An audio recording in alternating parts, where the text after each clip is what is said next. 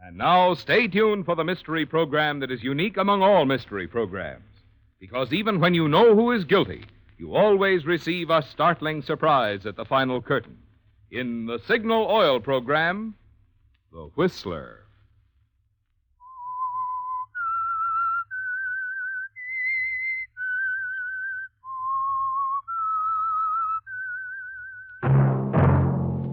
Signal, the famous Go Farther gasoline, invite you to sit back and enjoy another strange story by The Whistler.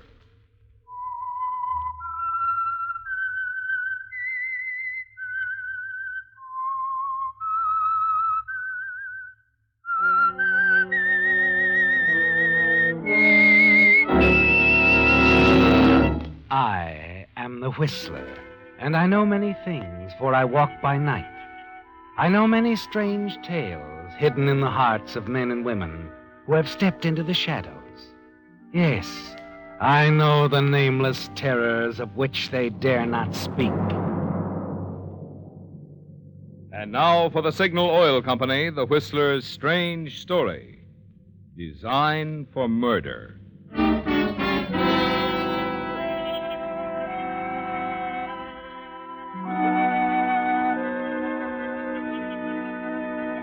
The trio in the big car, weaving its way through the evening traffic, seemed typical of almost any group on the way to a railroad station. Charles Gilbert at the wheel was responding patiently to the nervous admonitions of his wife, Edna. From the rear seat, his wife's close friend, Myrene Walker, chatted ceaselessly. Charles Gilbert, on the other hand, seemed lost in thought or patient resignation, all very typical as they pulled up at the railroad station and stepped out of the car. Charles, let me run on ahead for you. Check Edna's ticket. Would you, Myrene? I'll get someone to take the suitcases. Oh, it's all such a bother. I wish I was staying home. Well, you're not, so forget it. We'll meet you inside, Myrene, the cocktail bar. Right. You heard how she wished she were going? She likes to travel. I don't, Charles. You know that. Well, never mind now. It's all arranged. You need the rest. A red cap. Yes, sir? These 3 bags. Oh, yes, sir. The limited car 79, space B. Here you are. Thank you, sir. Well, come along, Edna. We'll drop in here, have a drink while we're waiting. Now, let's just relax, huh? Wait for Mark. I wish you weren't so anxious to have me out of town, Charles, at a time when the business needs me so. Oh, nonsense. Over here, Myrene.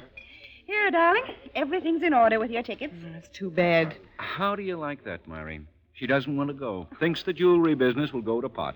Thinks her husband plans a rendezvous with another woman. Oh, for heaven's sake. Buy her a drink, Charles. You can buy me one, too. Waiter, if you don't mind, we're dying of thirst here. 2 scotch and sodas here. Myrene? Fine, anything. Just bring it. Yes, ma'am. Now we'll all feel better. I'd feel better if I knew why you can't go along, Charles. I told you, Edna, I'll be busy. Also, I want you to go alone. You'll rest more. And you do need it. Look at her, Myrene. Not able to keep her hand still. Doodling on the menu. She's always doodling on something. Oh, give me that pencil, Edna. Sorry. It's a design I was thinking of for a piece of costume jewelry. Well, stop thinking of anything like that. And since it's going to bother you, I'll tell you exactly what I'm going to be doing, dear. It was to be a surprise. A surprise? We talked about a beach house, remember? On Little Rock Point? I remember talking about it. Mm-hmm. And I've bought one. Oh. A beautiful place. Completely surrounded by trees, a good half-mile from the main road, and a quarter of a mile from the nearest neighbor. Hidden away like that, I don't see how you find your way out there. Oh, it's easy to get there. Here, I'll draw you a diagram to show you exactly where it is. Once you know where it is, you can find it blindfolded, if you follow these directions. Yes, you can, can't you? I'm having it remodeled inside, just for Edna. Oh, Charles, you aren't. I am. Well, don't be too grateful. It's mostly your money. Oh, I don't care. It's the thought. Oh, Charles, I feel much better about the trip now. You do? Then give me a handkerchief. Look at it, Myrene. Torn to shreds. Edna. When she's not doodling, she's tearing up a handkerchief. She's got to be doing something every minute. And she wonders why I want her to rest. A drink, sir. Oh, good. And get working on 3 more, please. My dear, you're going to relax, or I'll know the reason why. I'll try. Now we'd better get to the train.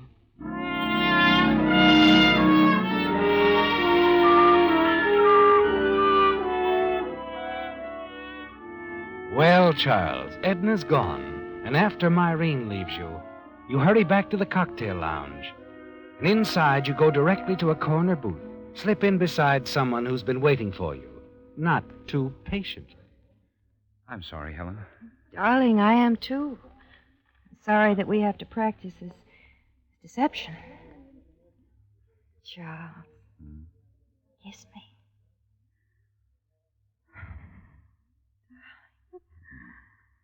That was nice, dear. But we ought to be more careful in public. We really shouldn't be here, you know. Oh, stop worrying. Here, I ordered you a drink. Oh, and I can use it.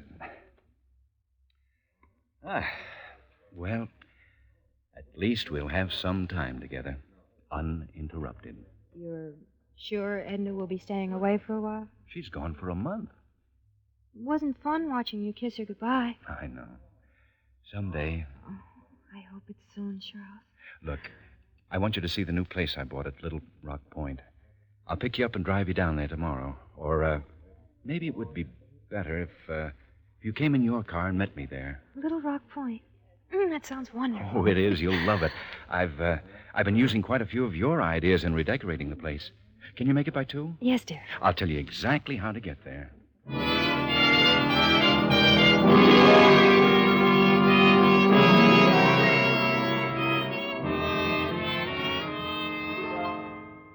Helen's an exciting girl, isn't she, Charles?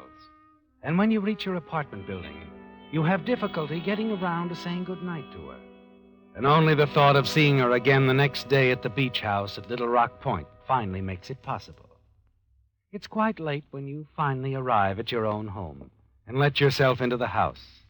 You're scarcely inside when... Son, who could that be? Myrene. Yes, little Myrene. I'd like to come in, Charles. I want to talk to you. Well, of course. Well, come straight to the point. About what? About you and Edna and that little number you met in the cocktail lounge. It wasn't a very pretty sight, Charles. Seeing you kiss her right after bidding Edna goodbye. Oh, why, Go on. Make it good.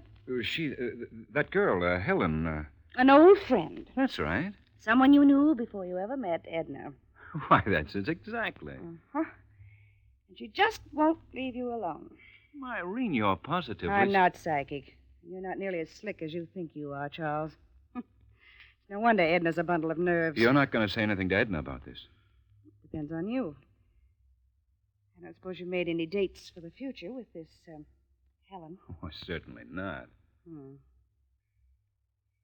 know, Charles, you weren't kidding when you made that remark about Edna's money. You've had it pretty easy since becoming her business manager and now her husband. Well, it's been a pleasant arrangement, if that's what you mean. Well, naturally, I love Edna. I hope you mean that. Oh, Myrene, this girl means nothing, I swear it. I'll not see her again. Look, in a few days, you and Arthur drop down to the place at Little Rock Point. You'll see all that I'm doing for Edna. I'll take you around the place. We can relax, go for a swim. I don't swim, Charles. And when my best friend's husband starts two-timing her, I don't feel like relaxing either. Myrene, I've told you... I heard you, and I've told you, Charles. Stay away from that girl.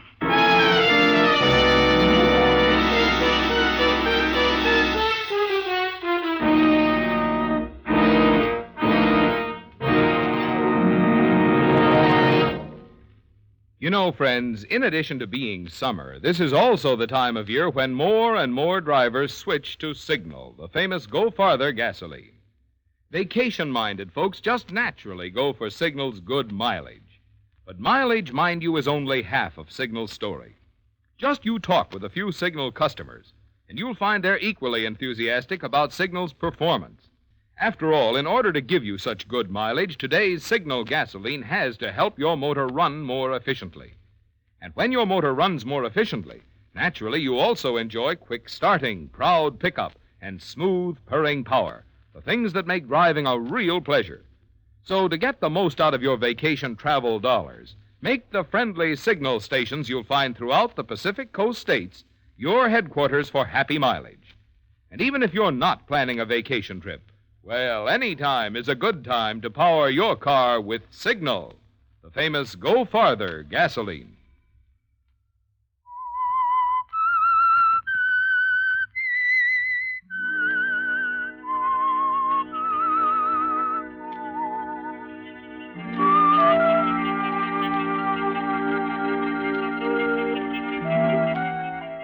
It's going badly, isn't it, Charles? Myrene knows about your girlfriend, Helen. Knows that it was more than husbandly concern that prompted you to encourage your wife, Edna, to leave town on a vacation, a rest cure for her nervousness. Myrene has always been Edna's best friend, and she'll tell her the truth if you don't do something to reassure her that you don't intend to see Helen again. You wish you hadn't made the date with Helen for the following afternoon at the beach house at Little Rock Point. And after she arrives, you're very nervous all the time that she's there with you. What is it, Charles? You haven't heard anything I've said. Well, yes, I have, Helen. It's just, well, I'm a little jumpy. Oh, I thought with your wife out of town. Helen, we've got to talk about that. It isn't as perfect as it seems. Oh? A friend of Edna's, Myrene Walker. She knows about us. Knows what about us? Well, not everything, of course. She thinks it's a casual thing that we're old friends, happen to run into one another. And... Oh. If she continues to see us together. That's right. She'll go to Edna. Helen, we've got to forget about it for a while. Forget about it? Well, you know, I really don't mean that exactly. I should hope not. You promised me you were going to talk to Edna, ask for a divorce. I know, and I intend to, but it can't be right away, Helen. I have my reasons. Right now, it's important that you leave, that we're not seen together. All right, Charles. I won't need a second invitation. Oh, now, wait a minute. I've waited long enough as it is. Quite long enough. Goodbye, Charles. But, Helen, Goodbye, Charles.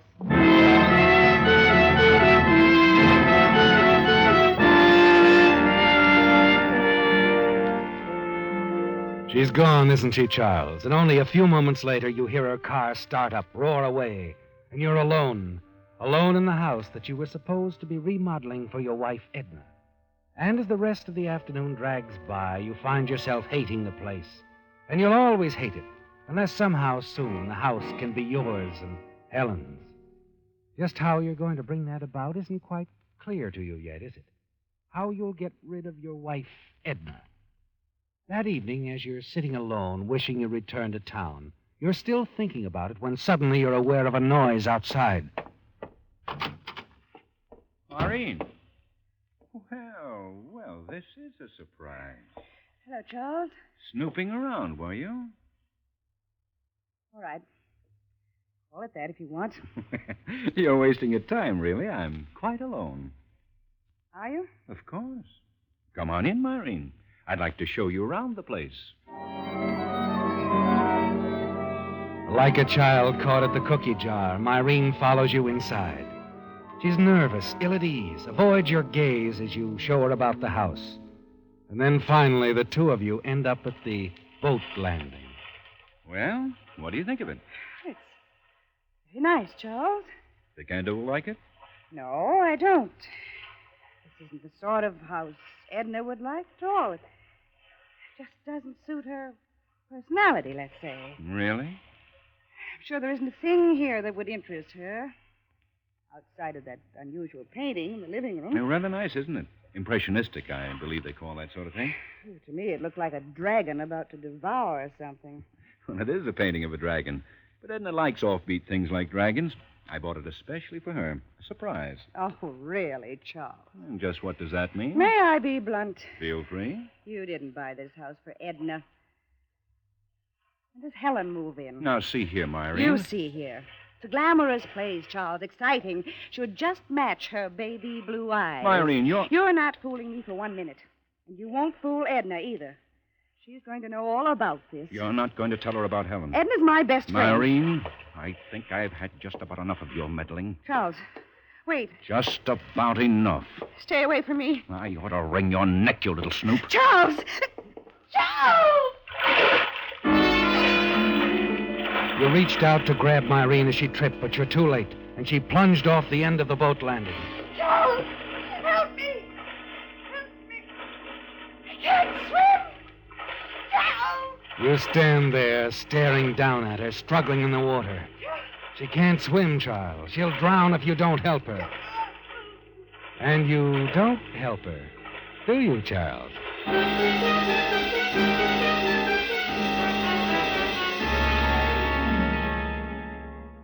You're glad the house is isolated, aren't you, Charles?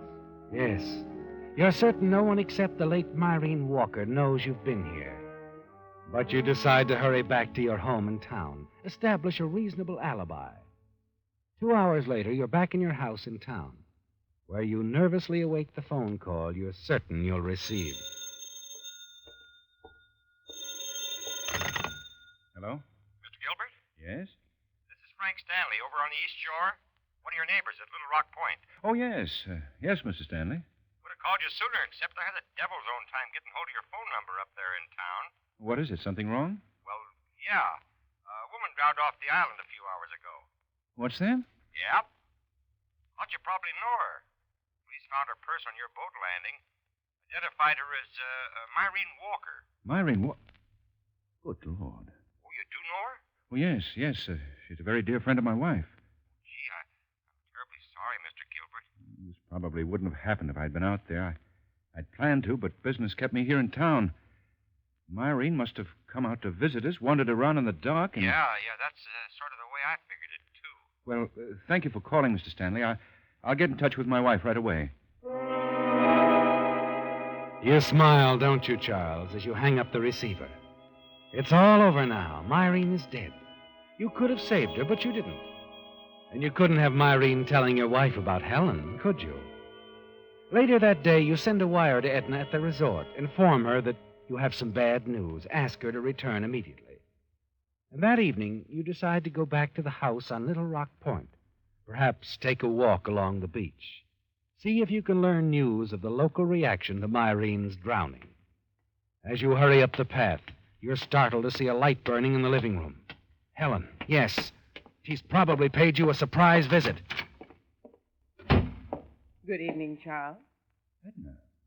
Found the key under the mat, so I came on in. I've been waiting hours for you. But I don't understand. I sent the telegram only a few hours ago. Telegram? Well, it must have missed me. I left Yuma this morning. But why? Yes. Perhaps this letter will explain.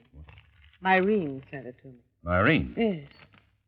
Her letter told me all about your little friend, Helen. Read it. See for yourself. Oh, now, Edna, surely you don't... Myrene wouldn't lie. But, Edna, You needn't bother to deny it, Charles. Well, you've got to let me explain. Let's drop the matter here and now. You see, Charles, I've thought it over very carefully. I've decided to forgive you. Forgive me? Yes. I'm really much more to blame for Helen than you are. I don't understand. Well, perhaps I drove you to her. I haven't been a very good wife, Charles. More than a little neglectful. Thinking too much about business and not enough about us, our home, our marriage. Well, we haven't been as close in the past few years as we used to be, Edna. Yes, I know. I know, and it's all my fault. I'm willing to forget all this, Charles, but of course you must forget Helen. Of course. Fix me a drink, will you? I could use one. All right. I could use one myself. Charles, Yes? you said something about a telegram. Oh, yes. Well, Bad news, I'm afraid. It's about Myrene. what's happened? Well, apparently she came out here last night while I was in town, and while she was wandering around outside in the dark, she fell off the boat landing. She what? Yes, she drowned, Edna. Police recovered her body this morning. Myrene drowned. Oh, easy now, darling. It's a terrible shock, I know. Here, this'll help. Charles, the poor dear. Well, if I'd been here, I don't suppose it would have happened. At least the lights on the boat landing would have been on. Wait a moment. You said you were in town. Yes, at the house all evening. But you weren't. What? You weren't at the house in town. I know, because I called you from the resort half a dozen times. There was no answer. But I tell you, Edna. Where were you last night, Charles? Where were you when Myrene had her accident? Answer me. Listen, Edna. You were here when Myrene came. She knew about Helen. You were afraid she'd tell me. You didn't know she already sent me this letter, did you? Did you? All right, so I was here. And Myrene's death wasn't so accidental. Wait a minute, where are you going? To the sheriff's office. Edna, now listen. Let go of me. I didn't have Charles. anything to do with Myrene's death. You've got to believe me, it was an accident. We'll let the police decide. Now, you let go of me, I say. No, Edna. You're not going to the police. Charles. Charles, don't look at me like that. What are you... Edna. She's fainted, hasn't she, Charles? Fainted and crumpled to the floor at your feet. And you know as you stare down at her that you had murder in mind in your heart as you stared at her. And it isn't over, is it? No. You can't let her go to the police with her story, Charles. And looking down at Edna lying unconscious before you, a thought suddenly occurs to you. It's a way out, isn't it? A way out for you and Helen. Quickly, you pick up the folded sheet of paper, the letter Myrene wrote to Edna, stuff it into your pocket. Then you carry Edna outside, place her in the car she drove down, and drive it into the garage, and close the garage doors, leaving the motor running, and wait.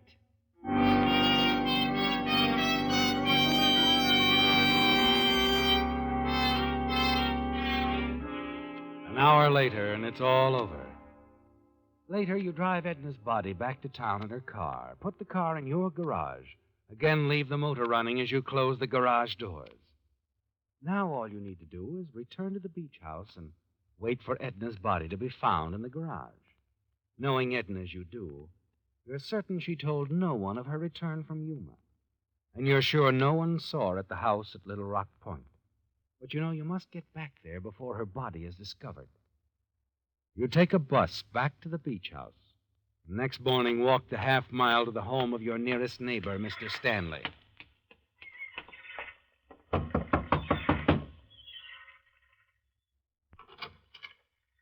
Oh, good morning, Mr. Gilbert. Good morning, Mr. Stanley. I wonder if I might use your phone. Sure. Ours hasn't been installed yet. Well, come on in.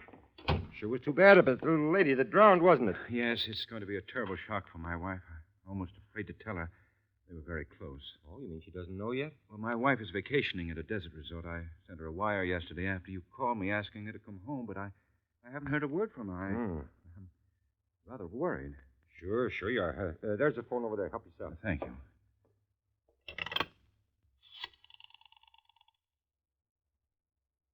Hello, operator. I'm calling the Shadow Hills Ranch, Yuma, Arizona. Yes, that's right. Thank you. I'm terribly sorry to barge in on you like this, Mr. Stanley. Oh, it's all right. It's quite all right. It's just that I'm so concerned about my wife, Edna. I can't understand why she hasn't arrived or even answered my wire. It isn't like it. Hello? Yes? Oh, The number is 929. oh, I'm calling from Harbor 929, operator. Yes. Hello? Shadow Hills Ranch? Is Mrs. Charles Gilbert there? This is Mr. Gilbert. What? Oh. Yeah, yes, I see. Thank you. Is something wrong, Mr. Gilbert? They said she left the ranch yesterday morning. She was on her way back to town. Can't understand it. Where is she? No, Mr. Gilbert. No need to get all worried. She'll turn up. Well, something is wrong. I know it. I'd better call the police. Well, sure, if it make you feel any better. If anything's happened to my wife, Mr. Stanley, I don't know what I'd do. I just don't know.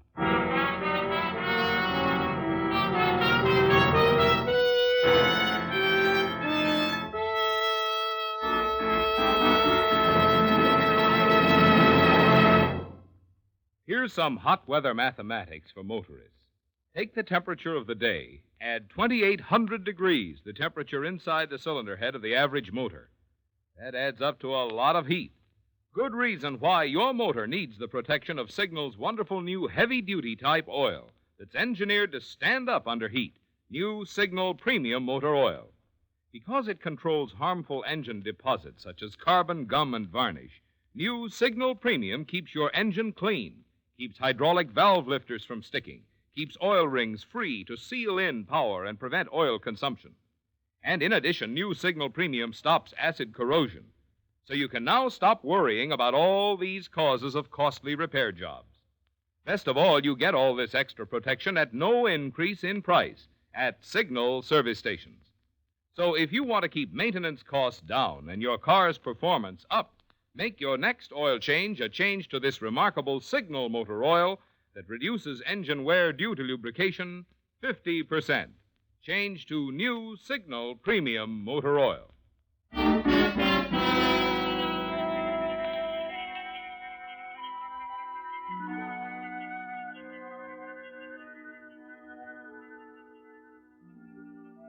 You've carried it off very well, haven't you, Charles? The role of the worried husband, concerned over his wife's whereabouts. And your phone call to the police brings quick results. An hour later, the sheriff calls on you at the house on Little Rock Point, quietly informs you of your wife's death, carbon monoxide, in the garage of your home in town. You continue to play the part now of the grief-stricken husband, and inwardly you're pleased, certain your performance has more than convinced the sheriff. Then, as he's about to leave you... Oh, Mr. Gilbert, you said you were alone here last night? Yes, that's right. I waited all night for my wife to show up. You sure she didn't? Of course not. She'd never set foot in this house. I bought it only a few days ago, shortly before she went on her vacation. Oh, I see. Why? Why do you ask? I was just looking at the painting of that dragon. Impressionistic stuff, isn't it? Yes, that's right. I understand your wife was always drawing. Quite a doodler. Yes, she doodled constantly. That's just a nervous habit, though. I was sort of wondering about that dragon picture. Looks very familiar. It's an original. I had it sent out from New York. Yeah? That sure is different. It was a present for my wife. She never got to see it. He wasn't with you when you bought it? No. He didn't even know it existed. Maybe you'd better look at this. Letter? An empty envelope addressed to your wife at Yuma from Myrene Walker. Found it in your wife's purse. From the postmark, she must have gotten it the same day she left Yuma. Well, what about it? Turn it over. All right, but... You say your wife didn't even know of the existence of that dragon painting, Mr. Gilbert. Yes, You also said she wasn't here at Little Rock Point yesterday. Yes, I did. And you've got a lot of explaining to do, Mr. Gilbert.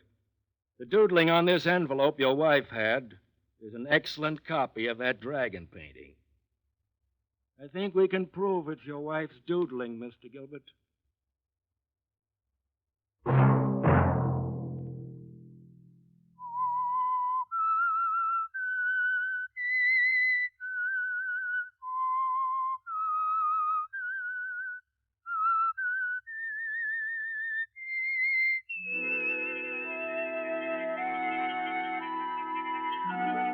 Let that whistle be your signal for the Signal Oil program, The Whistler, each Sunday night at this same time. And before you start your vacation trip, be sure to ask your Signal dealer for a free copy of Lane's Guide, a booklet prepared by an independent travel organization to help you find good eating and lodging places. While no pocket-sized booklet can include all the good hotels, motels, and dining places, Lane's Guide covers a representative selection in hundreds of cities and towns. And a copy of this handy publication is yours free at Signal stations.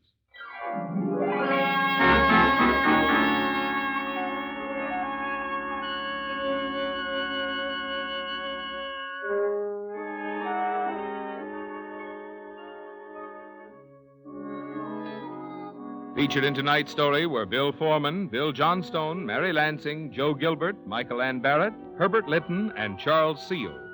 The Whistler was produced and directed by George W. Allen, with story by Joel Malone, music by Wilbur Hatch, and was transmitted to our troops overseas by the Armed Forces Radio Service. The Whistler is entirely fictional, and all characters portrayed on The Whistler are also fictional. Any similarity of names or resemblance to persons, living or dead, is purely coincidental. Remember to tune in at this same time next Sunday, when the Signal Oil Company will bring you another strange story by The Whistler.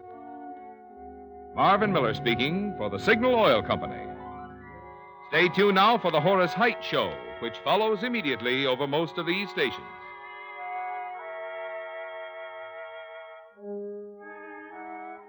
This is the CBS Radio Network.